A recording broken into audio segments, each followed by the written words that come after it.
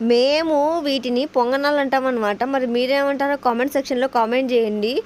స్పెసిఫిక్‌గా ఎందుకు చెప్తున్నానంటే మా ప్రొద్దుటూరులో పొంగనాలు అంటారు. వీళ్ళు ఉంటలు అంటారనమాట. కానీ ఒక్కొక్క ఊర్లో ఒక్కొక్క పేరుంటదని వీటి వల్లే ఫస్ట్ నాకు తెలిసిందనమాట. మా మామ మా పాతింట్లో ఉన్నప్పుడు ఒక దోస పెన్నము, ఒక పొంగనాల పెన్నం తెచ్చాడనమాట. దోస పెన్నాలయితే 3 పోయినాయి. పొంగనాల పెన్నం పోలేదు. ఎందుకంటే దీన్ని వాడలేదు మేము ఫస్ట్ ఆఫ్ ఆల్. ఇది మాకు నచ్చలేదనమాట.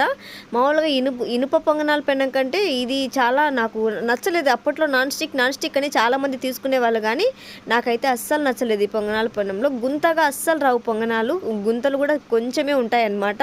సో ఏమో అట్లా వేసేస్తామన్నారు. ఒక్కసారి వేసినామో విరక్తి కలిగిందనమాట. ఇంకా మొత్తానికి ఇన్ని రోజులకు మా మామకు పొంగనాలు తినాలనిపించింది కాబట్టి నేను కాదు పొంగనాల పెన్నం లేదు అనుకోకుండా దీన్నంతా నీట్గా శుభ్రం చేసుకొని ఎండలో ఎండేసుకొని ఆ తర్వాత అయితే పొంగనాలు వేసుకున్నాను. ఏదో అలా వచ్చినట్లు వేసేసుకున్నాను అనమాట. పర్లేదండి, 5 సంవత్సరాలైనా బాగానే వచ్చాయి పొంగనాలు. మరి మీకెలా అనిపించింది చెప్పండి.